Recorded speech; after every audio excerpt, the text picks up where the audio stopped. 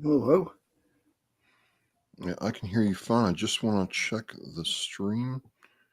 Switch to Oscar Mike Radio real quick. You should see it on your feeds, Michael.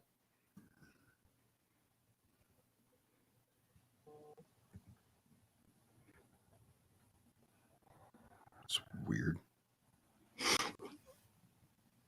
Yep, I see us going live. I see us. Yep, up and running.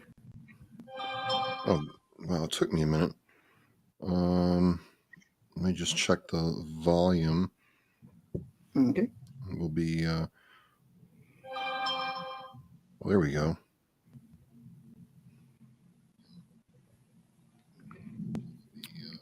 All right, great. That sounds good on my end.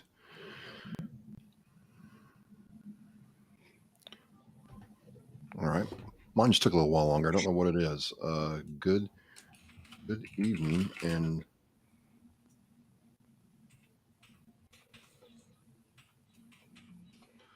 all right.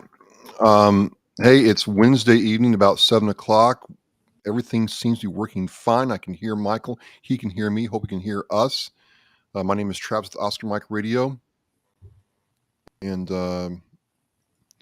we're here right now doing W.A.R. We Are Resilient, and I'm with Army veteran, owner and founder of Hellfish Haven, the veterans nonprofit, gamer extraordinaire, Michael Geary. Welcome. How are you doing? Well, technically not an owner. Technically, the board of directors owns the Oh yeah. organization. Okay. I am just the founder and manager. I was So trying to chat you up, man. I was trying to chat you I up. know. I just don't want to have people think the wrong thing there. So All right. we are a nonprofit, and so thus we are owned by the people. And we do have a great board of directors. You met one of them last week, Scott Meadows. And Yeah, absolutely. we're going to share some more nonprofits this week with folks.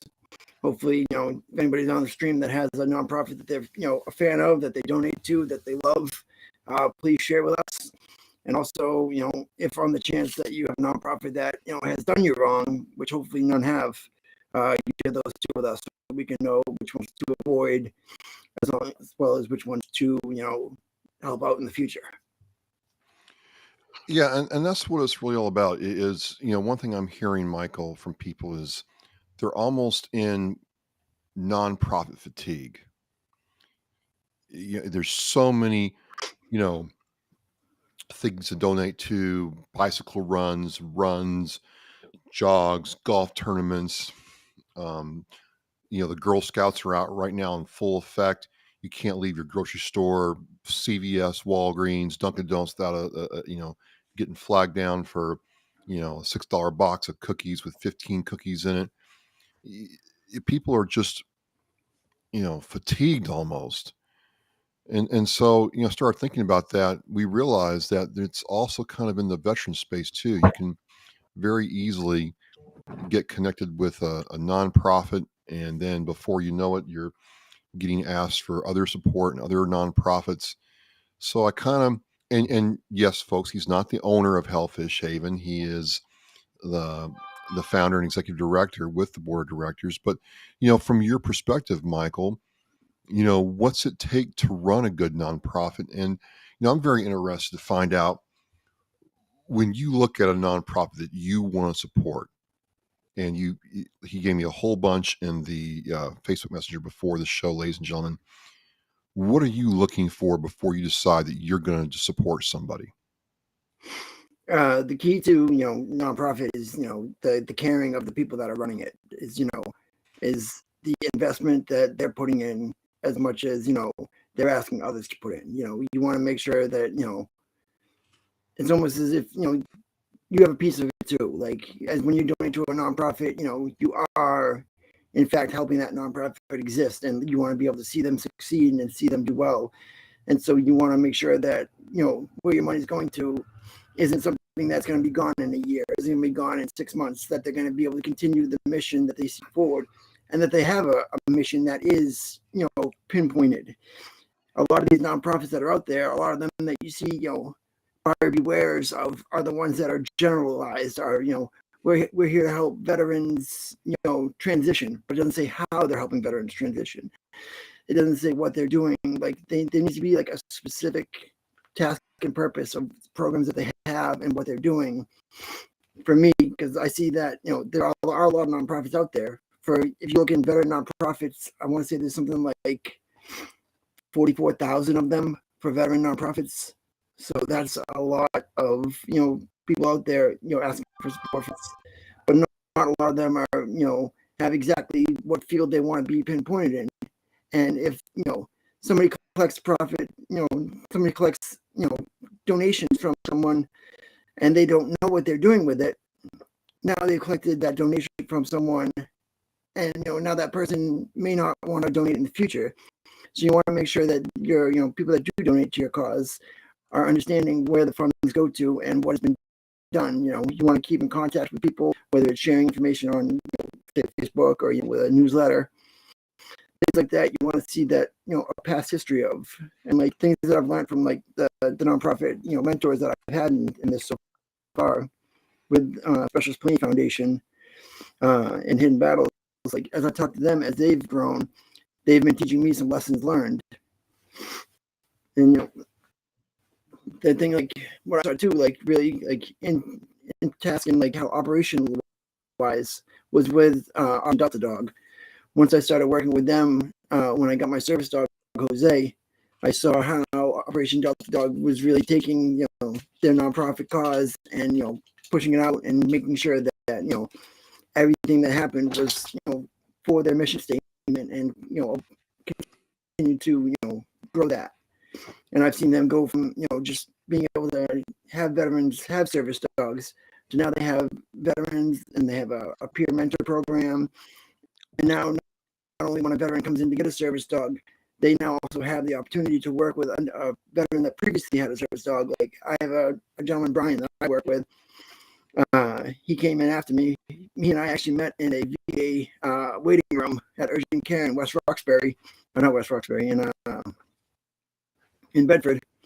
When we were waiting there, my wife happened to have one of the pamphlets for Operation Delta Dog, gave it to him. A few months later, they asked me if I wanted to be part of the peer mentor program. And all of a sudden, they sent me the name. I sent my introduction, and he's like, "By the way, Mike, I don't know if you remember, but I'm the one that you met in the waiting room." And it was just really nice to see that he had gone from the waiting room, in Bedford, to being able to get himself a service dog. And he said that his service dog has made such a difference in his life, and like just be able to have that connection to another vet that has a service dog, and to know that some of the things that sometimes when you go home with the dog, that there are troubles that you're not ready for, and it's nice to have somebody that you can lean on and talk to about that.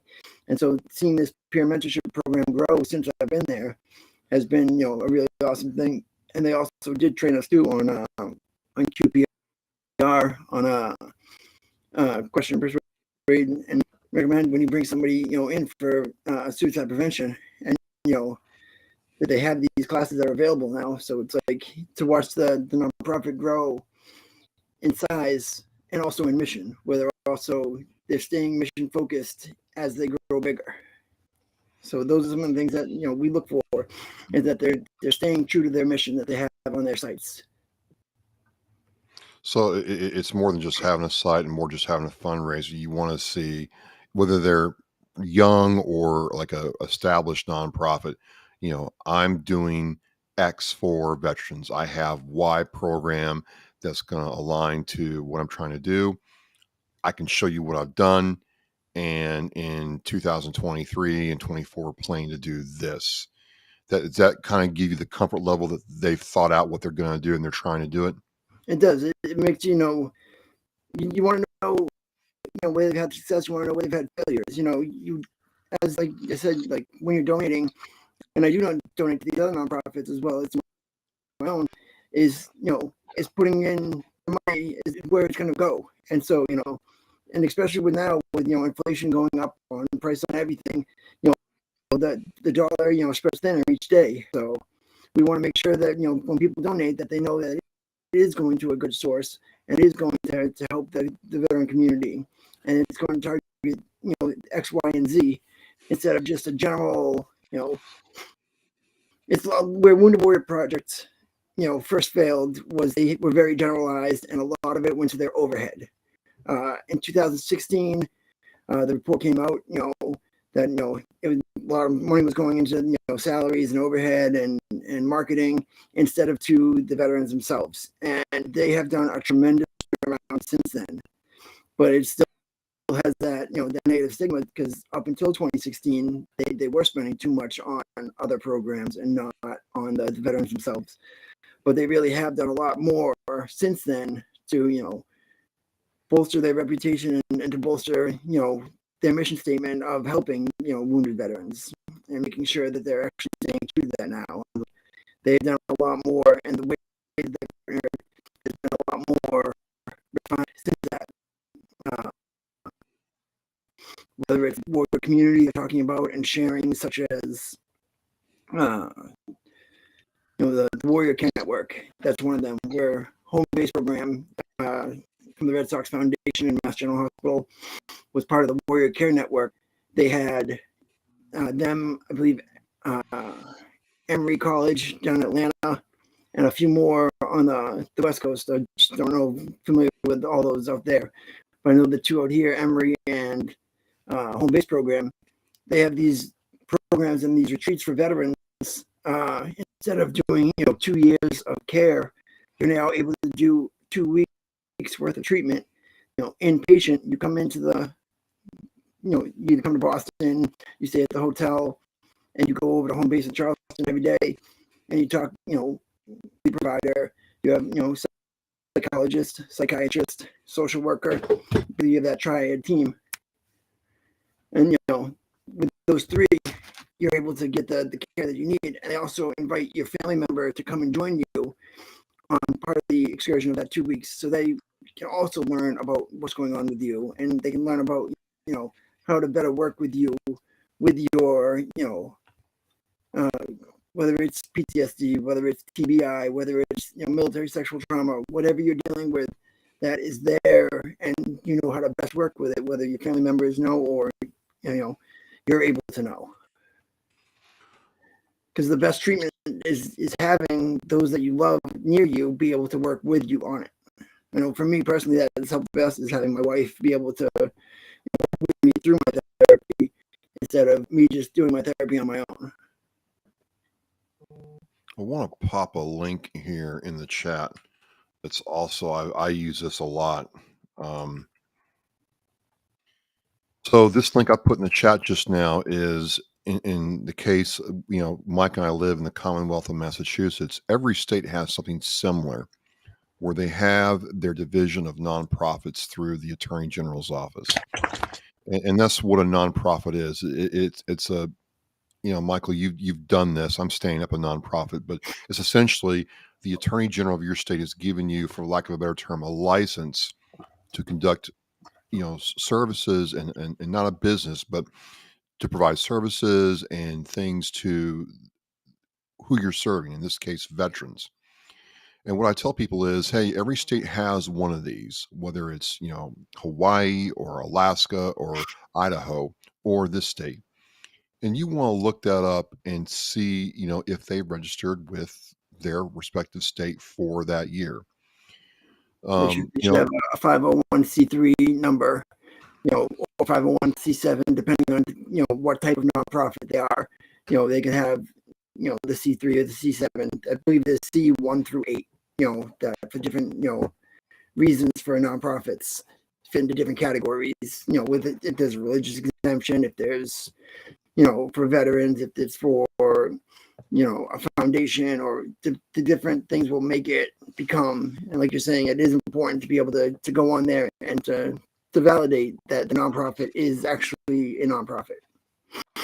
Right, because if they haven't filed their 990 or 990N, and that's the form that they have to file with the state and the federal government to attest to whether or not, I think the 990N is under $50,000 and 990 is over $50,000.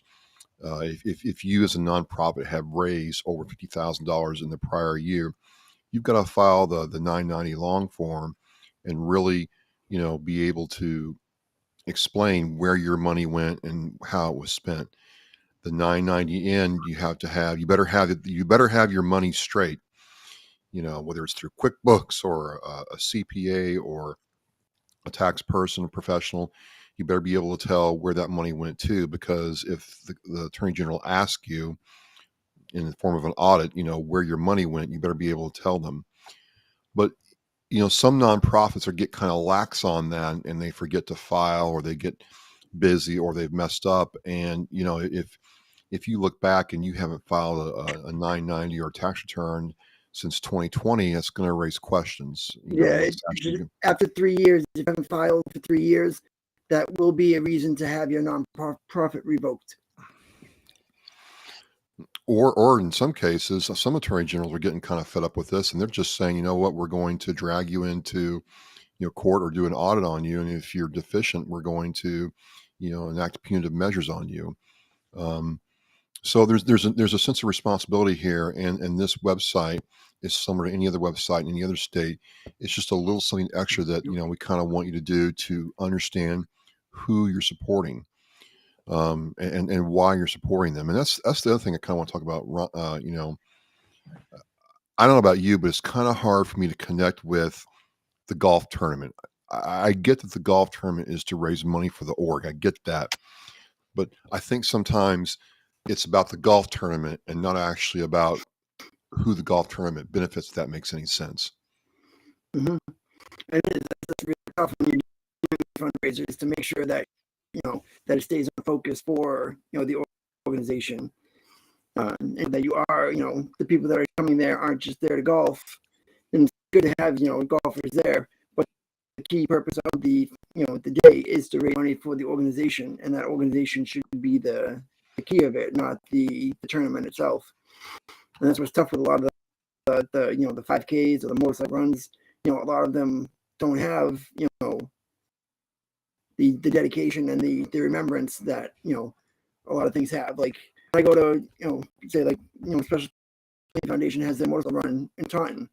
They start and end at the 772 Military Police Company, where Specialist Matthew Pellini was a soldier at, and they're making sure that they honor and remember Matt's thing, and they also remember other Massachusetts veterans that have passed, and they do make sure yearly the people that before they do the run and after the run, that they're out there explaining what's going on, what programs are available, where the money is going to, and and Jose sees me getting excited about talking, so that's why you see him chiming in every now and again. He's making sure that I'm okay. Well, speaking of an org that really does it right, I can't. I'd be remiss, Michael, if we didn't talk about. This is one of the links that Michael sent me. Project New Hope, out of Worcester, Massachusetts. Bill has just done an amazing job over the years with this organization, and I really don't think he gets enough credit for what he's built out there. Do you have any experience with this organization, Michael? I have a little bit. Reach out with them with a few emails. They've been talking about they've got 2 different programs that I know that are available, as well as a Project New Hope retreat that they have. They've got a food, basically a service where they can come in, and veterans, military members that are food insecure can come in and be able to go. They have like almost a little mini store where you can go in and you can get products that you need to help make sure that your family isn't going hungry. I believe it started during the pandemic, and then has continued on throughout, and making sure that those that are food insecure are able to go into their pantry and see that not only do they have a food pantry, but also they have a baby pantry. Oh, wow. You reach out to their staff, shoot them an email, let them know the size of your child and things like that, and they're able to put you in touch with whether it's formula, whether it's diapers, wipes, whatever you're in need of that you're struggling with. You can let the folks at Project New Hope know, and they do have it's either monthly or bi-weekly. I'm not 100% on that one of when they offer the pantry. But if you write to them, and you can go in on a Saturday over to Worcester and write into their facility, and they'll have it all ready for you if you give them the sizes and things like that you need help with. And their staff will go out and a lot over there. The staff is definitely out there, out and about, making sure that they're sharing their message, and that's definitely a great one to show an example of. I just want to get them in the tag in the Facebook feed. Project New Hope. Here we go. Does great work. We're multitasking right now. Great work. Awesome. Like I said, too, Yeah, I had. And just click their links. Like everything is very out in the open and very self-explanatory. With if you food pantries where you need assistance, if the baby pantries where you need assistance, it gives you a specific email to send to. And I want to say they reach back within 3 or 4 days to us, because we always want to make sure before we put a website on Hellfish Haven for resources that we've talked with them and we know what they're offering and what they have available before we send them in that way. And that Project New Hope is definitely one of those that we have there. Just checking in on Facebook. Project Die Hard, Brian Gibson, out in Illinois, Kentucky area, is doing some good work. Brian, if you want to join, just let us know, and we'll get you the link, and you can come in and tell us about what you do. So I met Bill Moore, Michael, through Oscar Mike Radio. Bill had him on my show, and I was just amazed when I went out there. It's just what you said, ladies and gentlemen. He has an entire infrastructure set up to where if you need a car seat, if you're need a tie for a job interview or some resume stuff, the program's set up for you to come there and get the help that you need, or he will connect you with somebody that he is. He worked in the Air Force. He was an Air Force veteran, right? And been doing this for a while and has built this organization up. And like I said, I just don't think he gets enough credit sometimes for all the hard work he puts out there. It's really amazing. So we might have Brian Gibson from Project Die Hard come in. And I know we got some other people coming in here in a couple minutes, right, Michael? Yep, Scott Hyder from Hidden Battles, so he would be available when he gets to the studio. They have a radio show that they do weekly on 980 AM radio that they do from 8 to 9 o'clock. So he's probably getting to be able to come chat with us on Facebook. Awesome. Brian, just click, if you're still with us, just click that link that says Studio Restream, and it should try to bring you into the chat, and we'll see what's going on here. So again, I'm joined with, there he is right there. I'm going to bring him in. Power of technology. Mr. Gibson, how are you doing? I can't hear you. Oh, he knows. All right. Just, yep. No problem. Right back. Fix it and come right back. So we'll get him when he comes back, but he is here. So again, I'm joined by Army veteran Michael Geary, founder and CEO. Now it's in my head. Now it's in my head. That's in my head, Michael. Trying to be funny, and now it's in my head. Founder and executive director of the nonprofit Hellfish Haven out of Brighton, Massachusetts. Love what you're doing up there, and we get together and play Mario Kart sometime. I mean, I think that'd be really cool to do that live one night. We'll figure that out. Absolutely. But we're at war. We're resilient, which is what WAR stands for when you see it here in the title. W.A.R. We are resilient. And so talking about nonprofits, because there's tons of them out there. A lot of them, almost all of them, I would say. There's some bad apples, certainly, but a lot of them are trying to help people where they are, which is what makes them so powerful. And, Michael gets asked. Most of them are volunteer based, where, not many people, if any, are taking a salary through them. I know, like from mine, Hidden Battles Special Cleaning Foundation, none of us take a salary. Every donation that you make goes to the programs for the veterans. That's hard to do. That's all. It's because, you've been doing this for a while. Tell people what it's like actually trying to not only do your nonprofit's function, but make sure the paperwork is filed correctly and that everything is notated and documented and that you're being transparent with the right people. It's not easy, is it? No, there definitely is a lot of work that goes into it. And, when I first started, I didn't realize how much it would be. And then as I've grown, like I said, with the mentorship of other nonprofits, have really helped me break down, better ways to do it and how to manage it better. When I had, started with, people working with it, and then we, our staff shrunk, and then, now we just done to me and some volunteers working on it. So you try to make the most of the volunteers that you can. And, you want to make sure that the paperwork is done properly, and, making sure that everything is, you dot your I's and cross your T's. And it is tough to get in there. At times it will, take, a month longer than you thought of things. And like writing these grants and doing these grant proposals, like, is a lot more time invasive than I thought it would be. I thought we'd be able to share, hey, this is what we're doing, but you really break down, where this funds would go to, and how to work the programs, and like explaining XYZ in a grant proposal does get to the point where like we filled one for the Staff Sergeant Fox grant that the VA has, and it was something like 35 hours to complete the application and the grant request for that. So these grants are very time consuming, and it is when you're a small team operating, it does take a lot out of you to do that. And it is all these volunteers that are out there doing it. Like there's Scott there if you want to send him the link. I'll try.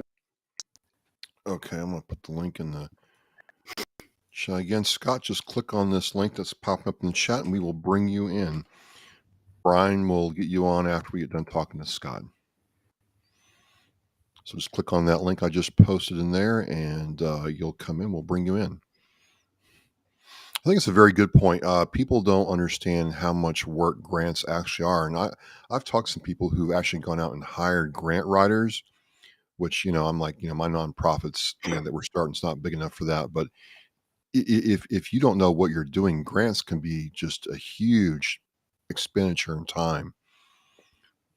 And it does definitely, you're sitting there late hours of the night, trying to pull out what hair we have left, and like, Hair? what do we do next? Like, there ain't nothing up here. Don't tell me that, Michael. I'm like, hey, I need to save what I got. So just check with Michael and see if he's got the link and is all set.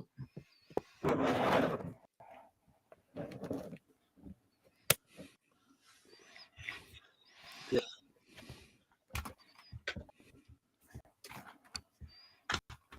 So this is the cool thing, you can be part of the conversation. You can, add in. We wanted that to be part of this as we created it.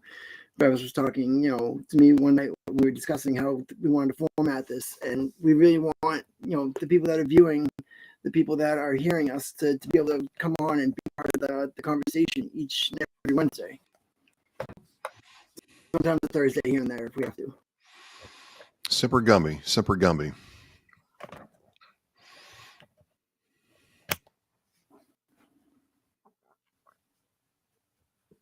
Well, I guess we'll keep talking. No reason to keep quiet here.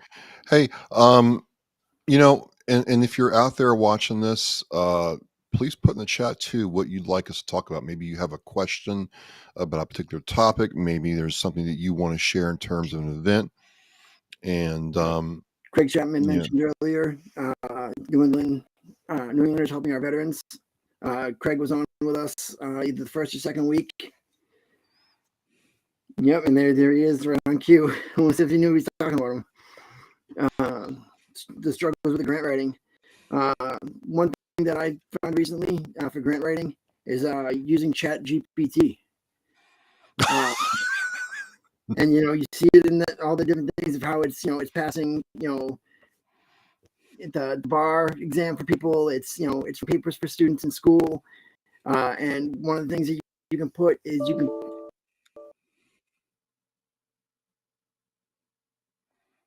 Well, we just lost Michael. Hang on one second. Hey, Scott, hold on one second. I see you in there. I'm going to get Michael back in. 1 second.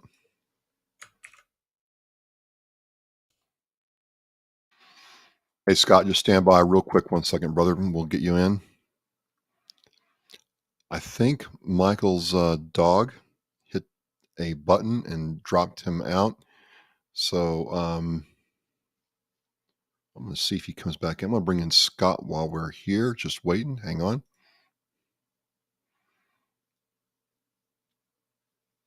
Scott, hello? I can't hear you.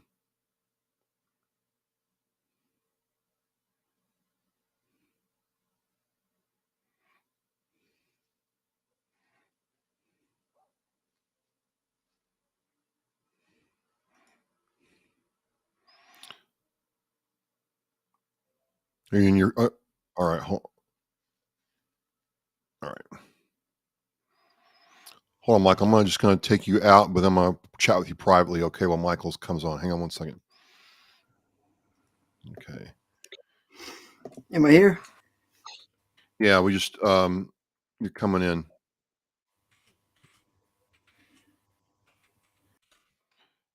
Scott's on his phone and it's just having some trouble with the audio, so we're going to see if we can get him working.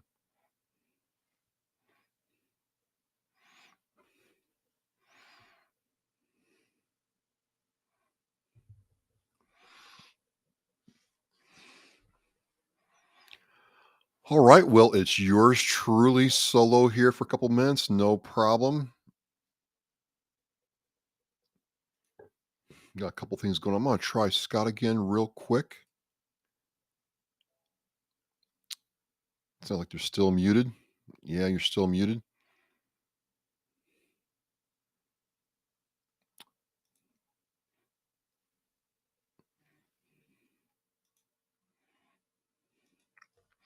All right. Well, hey, sometimes the guest thing works perfectly, and sometimes it doesn't, and sometimes you get help from your pets, and so no problem, Scott, no problem. Just we'll work on it and get this right next time. The thing is we're not going anywhere, so um, I'm flying solo right now, but no problem, no problem. Um, to me, this is really invaluable. We'll have this on more and more because Michael does this. Michael, does his nonprofit, full time almost.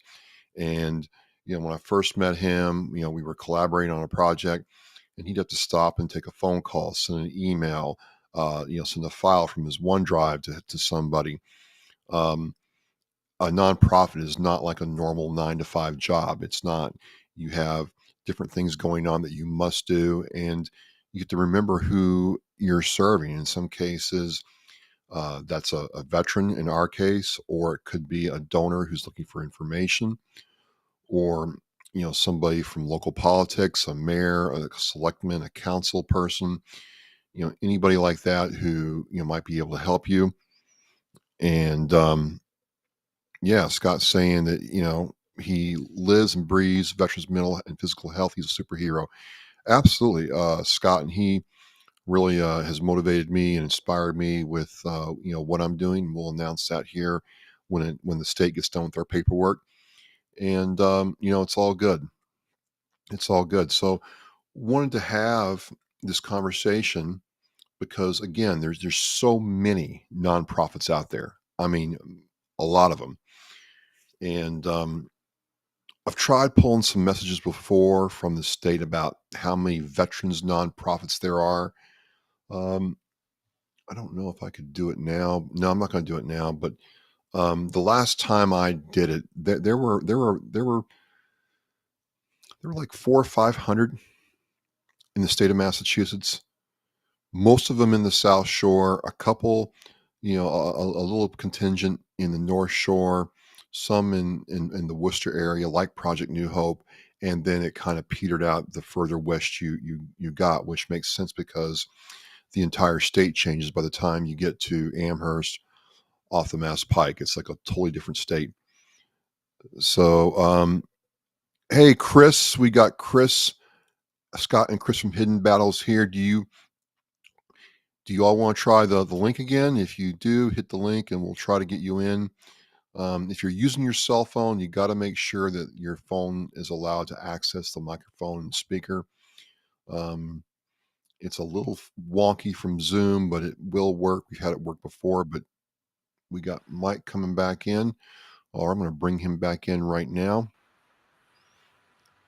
Mike, how's it going? Doing good. We got Chris and Scott are on the chat with us. Yep, see him on the chat. So just said, hey, if you are joined by cell phone, anybody, the link's in the chat. Just make sure your cell phone can, access the microphone or the Restream app. This is what I use. I use Restream for a lot of stuff. So just make sure the Restream app can connect with your cell phone. If you're using your cell phone, you'll be all set. Okay, if you guys do just want to throw a little description in there, a little blurb about there you guys go. See you. Well, I think they got audio. Can you hear us now? Lima Perfect. Charlie. Awesome. Thanks for hanging in there, guys. So we're yeah, thanks. Absolutely. We're just getting ready for our show, and they're recording another show here, so we're just kind of keep it down a little. But hey, we appreciate you guys letting us on. Hey, no problem. Michael spoke very highly of you all, and just if you would tell us who you are and what you all do, please.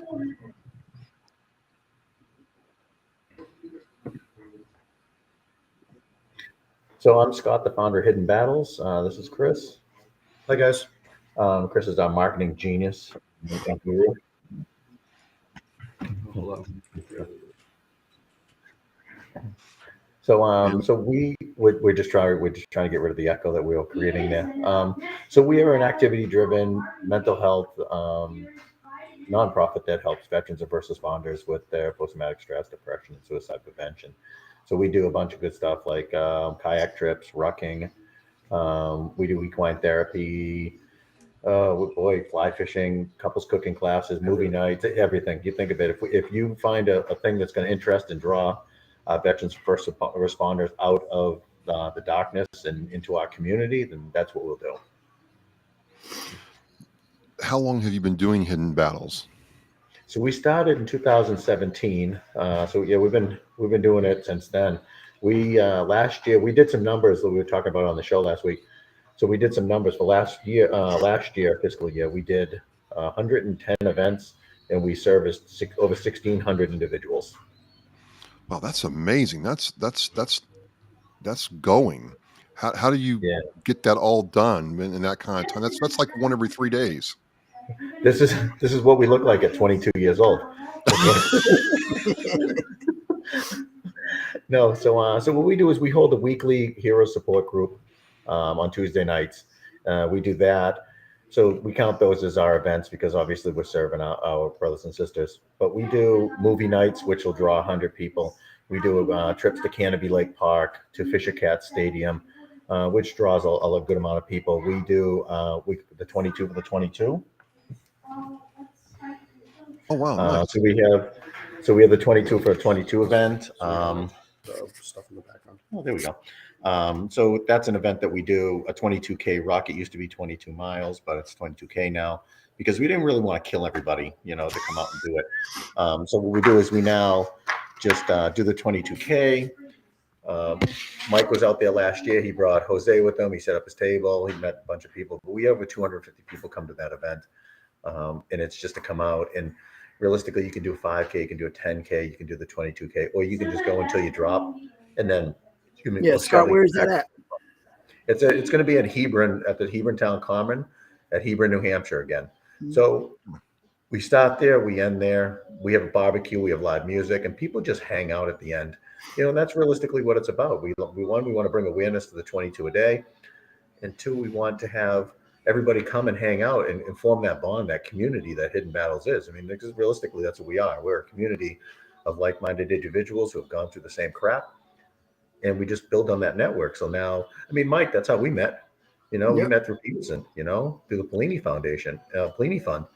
And that's realistically what we want to do. We want to build our communities of Hellfish Haven and Oscar Mike and Polini and, Swim at the Mission, Scars and Stripes, 22 Mohawks. We want to build that community that we're all helping each other out.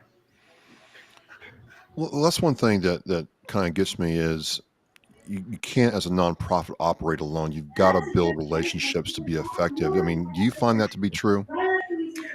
Listen, just like the military, you can't perform any mission without support. Yeah. And we got to all support each other, right? Like you have your snake eaters. We'll let the snake eaters do their thing, but you still need infantry, you need artillery, you need logistics and supply and mess and finance. You need all these things to make the mission happen. And there's no way that Hidden Battle is going to do it by itself. We need to rely on people like Hellfish Haven, Specialist Bellini Foundation and stuff like that, because if I can't do it, I need to find the person that can do it for you. It's just the way it is, Like I remember when Mike was looking for Jose, Mike Peterson reached out to me and he said, "Do you know any service dog places?" Now, yeah, absolutely. Operation Delta Dog's the way to go. And we assisted with getting Mike Jose, And that's just what it's all about. If we can't do the job, we find the person that can. Well, that's really interesting. I mean, you clearly say, "Hey, I can't do the job. I'm going to find the person, let them take the credit, let them provide the service." But the veteran and the person you're serving wins. And a lot of people miss that. They want to, be in their own perimeter and do it, with them in the front. And that's not the right way to do it, is it? It's got to be. It's the only way it's going to work. The only way. Listen, the mission is to improve the lives mentally and physically of our brothers and sisters, right? And you got to put all your feelings aside, your egos aside, and everything else, because it's the only way it's ever going to work is if we all work together. And if you can't, you have to pass the torch. Yeah, like on the 22 for 22, Hellfish Haven, we go out there, but we don't go out there as Hellfish Haven. We go out there as a hydration station. We're out there to make sure that the walkers, the ruckers, the runners, crazy as they are out there, making sure they are hydrated out there, and we make sure that we provide that service that day. We're not part of Hellfish Haven that day. We're part of Hidden Battles. Making sure that we're fighting the same fight together. Yeah, absolutely. And we let you put out all your flyers and everything else, which is great that way, because you never know who you're gonna connect with, who you might meet that day. So I mean, we talk about you guys all the time, and I know vice versa. And as far as Craig, I saw a comment that came in about Cindy, are we too loud? Marketing guru stuff. So I don't really do grant writing. I deal with all the social media aspect and kind of flyers and just publication things, if you will, to get the word out about all the events. So that's kind of what my thing is. I'll pitch things left and right. We joke that me and Scott get paid to leave places. We do. Well, obviously we can talk, and we'll talk to kind of see. We listen. We love when people sponsor us, but we're not looking for sponsors. We're looking for partners. We want people to invest in what our mission is, and and if we get partners with somebody, then they're not just throwing checks at us. They're actually helping us spread the word, and they're investing themselves into us. And that's realistically the best thing about going and talking in person to people, because we get checks all the time, and we always reach out to them and say, "Hey, thank you very much. Well, let us tell you the impact of the money you just sent us is going to be," and they love that, and that seems to get them more involved, because it's now they actually see our mission, and it's not just them giving us a tax write-off. They're actually like, "Oh yeah, absolutely, this is the way it should be," Awesome. So if anyone wants to reach out to us, obviously our website's hiddenbattlesfoundation.org. They can also email us at info@hiddenbattlesfoundation.org, or even check us out on Facebook and message us that way. Me and Scott have a very good response rate on all of those. So, and you guys do have the radio tonight. What channel? So we're going to be on radio 980 AM. It's WCAP. If you go over to our Facebook page, Hidden Battles Facebook page, there's actually a link that you can actually listen to on live stream, because we're in Merrimack Valley. We don't really have the best antenna, but you can get us live stream. But I think we are actually going live on Facebook tonight, so you can check us out that way. Excellent. We got Brian for, coming in and joining us tonight. And there is a Hidden Battles group too on Facebook. If folks are interested in joining that, they got the group on Facebook as well as their page. A lot of messages. Yeah, the group's really for everybody, Yeah, that's why I made the group, is so tons of different organizations and like-minded people and people who support our missions can all kind of come together. So that's what that's for. It's for everybody to use. Yeah, it's your bulletin board. Let's spread the message. Let's offer some information and some programs to veterans, and let's get them all healthy. Keep them engaged. I want to thank you guys for coming in. Got Brian Gibson up next, and just looking forward to learning more about what you all do. Thanks a lot. Awesome. Appreciate Thanks, it. guys. Appreciate it. Have a good one, guys. All right. Stay safe. Thank Talk you. to you guys soon. Hey guys. Hey, that was Hidden Battles. What a great org. I'm going to bring in Brian Gibson now from the Kentucky, Illinois area. Michael, I've known him and had him on my show. Hang on one second. Mr. Gibson. Hey, brother. How you doing? Doing all right, Brian. I want to introduce you to fellow Army veteran Michael Geary, founder and executive director of Hellfish Haven. This is Brian Gibson, founder and director of Project Die Hard. So welcome, Brian. Oh, thank you, brother. Thank you. It's been a while since I've been on your show, man, but we've been rolling and rolling. I got a big praise report I got to put out. All right. You got like 10 minutes. We're going to give you the time, but knock it out. 2 weeks ago, right? You know me, I will never use the suffering of my brothers and sisters to raise funds, right? Yep. But a veteran we've had in our program for the past 18 months, everything came together, and he now has a contractor van to start his next phase. He's clean, he's sober, he got his driver's license back. That's our mission. The one-on-one, the hand-holding, the nudge to get him going. So tell Michael what Project Die Hard is and about. It's his first time hearing it. Okay, Michael. Well, I was an Army medic, and you know we lose too many of our brothers and sisters, right? Well, I lost more than multiple tours to that demon suicide. So in 2018, I started Project Die Hard with the mission to build a 100-acre facility. Well, we just got our feet under the ground in 19, and then good old 2020 hit. So during 2020, the VFW did a story on me under the Still Serving campaign, which led to WSIL TV doing a story, local news station, that led to 20 acres and a 10,000 square foot building being donated. Outstanding. This is Forward Operating Base Rush, named after Sergeant Courtney Rush of the United States Air Force, who lost her fight to the demons January 3rd, 2012. This is our first facility, and when completed, will house 12 single veterans and 2 veterans with their families for up to a year. Now, is there any criteria for them to come into the program? They have to want the help.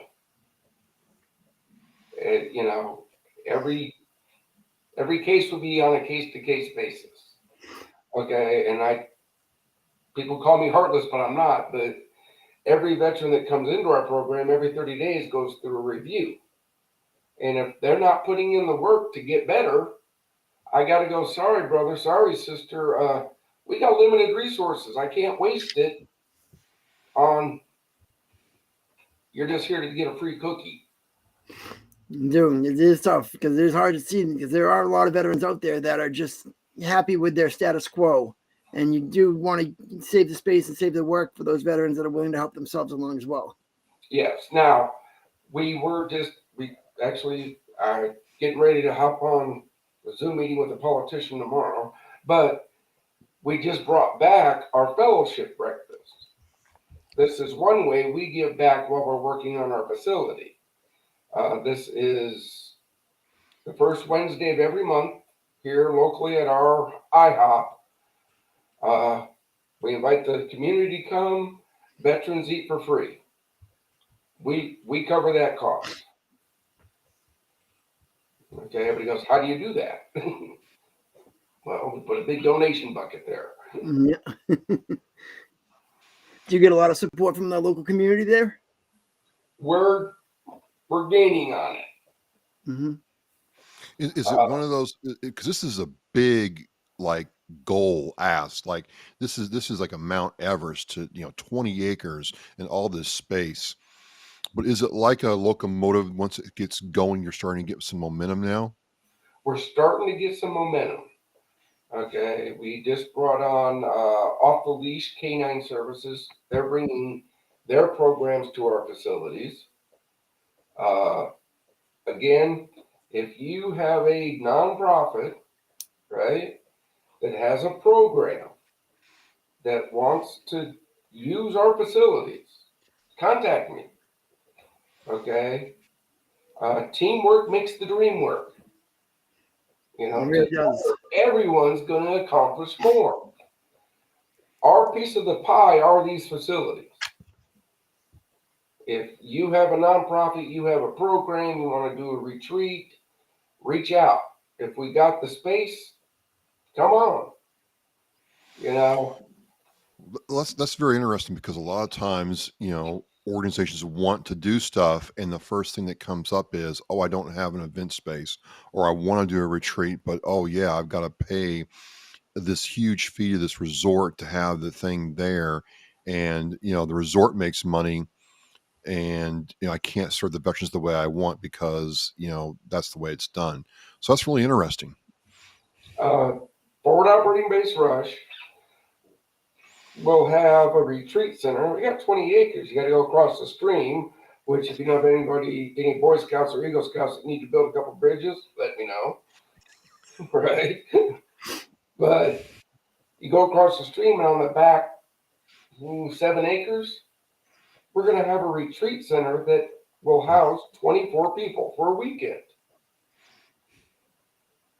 My only request is anybody that brings a retreat, right? And I got it. Some people will charge money for people to attend retreats. Our residents in our programs get to attend any function being held on our property at no cost. Because if we're not charging them anything, you're not going to either. I think that's fair. I mean, to be able to use the space and be able to execute your mission the way you need to and want to, I think that's totally fair. It's a value add for the veterans you're serving. And how do we get in contact with you guys? ProjectDieHard.org is our website. Excuse that. We're reworking a couple things on it right now. Contact at ProjectDieHard.org is our email. That's the main email to get into Die Hard system. I got a great team. Yeah. My brother here, he knows how to hit me directly. He's got my number, so he can give it to you. That's the email because I'm getting swamped now, brother. It's like,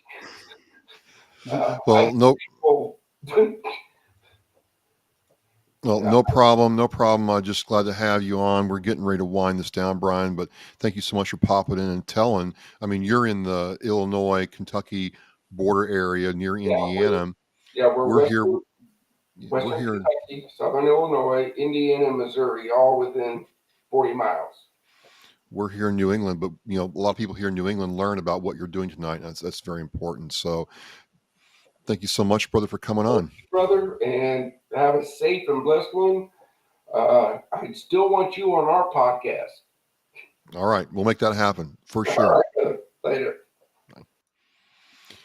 Really cool, man. Thank you, Michael. I think it's really cool that, hey, we got Russell out in Seattle watching this. We have people from the Midwestern all connecting on the same wavelength. And, it was great meeting, your guys tonight. It was just awesome.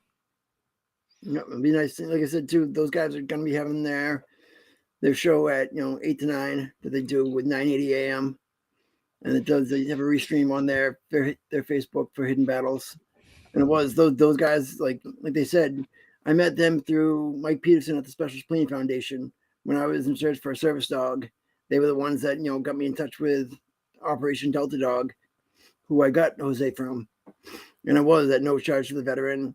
And at first, they were a little concerned because I didn't have a car. I didn't have the license to get out there every week for training. And once they made that commitment that they would help get me out there if I ever needed it, Delta Dog was more willing to accept me into their program and did. It took a little back and forth, but we got out there, and they did have me in the program, and we are working on something in the near future to have a program closer to Boston for those veterans that can't get all the way to Hollis, New Hampshire for training every week.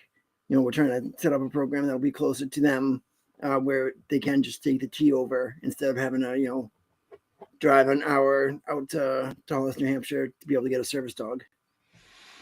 Awesome.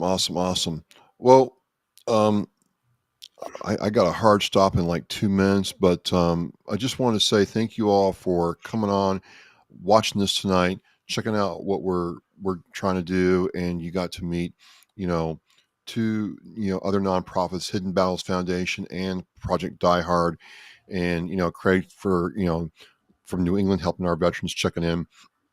Thank you very much. He wanted to, Michael, collaborate with some other people and get some help with marketing and grant writing.